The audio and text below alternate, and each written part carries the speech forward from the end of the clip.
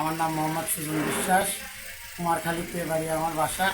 আমি লুঙ্গি রেডি করি ছোটোবেলা থেকে এই কাজে নিয়মিত। কিন্তু এখন এই লুঙ্গি রেডিতে খরচ হয়ে যাচ্ছে দ্বিগুণ। তাঁতের দাম বেশি, গাড়ার দাম বেশি, অনেক টিকিটের দাম বেশি, সুতার দাম বেশি। দেখা যাচ্ছে যে বিদ্যুতের দামও বাড়ি গেছে অনেক। এখন এই কাজ করে আর পোষায় না। এখন এই 35 টাকা থান দেয়, কিন্তু এইটা হিসাবে হওয়ার দরকার। 50 টাকা থান হলে আমাদের সবচেয়ে ভালো হয়। আর কত করে ধান দিত? এগুলো 500 550 টাকা থান ছিল। না না, এই রেডি করে দিলে এই লুঙ্গিগুলা কত দিত আগে? 2 বছর আগে 25 টাকা 20 টাকা এরকম ছিল। আস্তে আস্তে দাম তো এখন দ্বিগুণ হয়ে গেছে। এখন দেয় কত? এখন 35 টাকা থান দেয়। একদম এ টু জেড সেলাই থেকে একদম শুরু এ টু করে। জেড পেটি বাদে একদম কমপ্লিট করে দিলে এখন 35 টাকা থান দেয়। 5 থান করে রেডি করলে 175 টাকা পেটি পড়ে। ও, এ তো তাহলে লস হচ্ছে না? লস, অনেক লস। শ্রম নাই।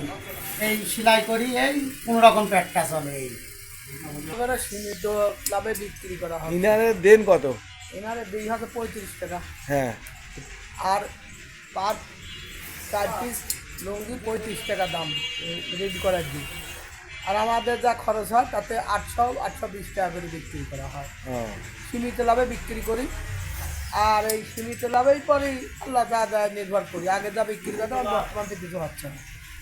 সুতার দাম বেশি আর লুঙ্গির দাম কম, বুঝছেন।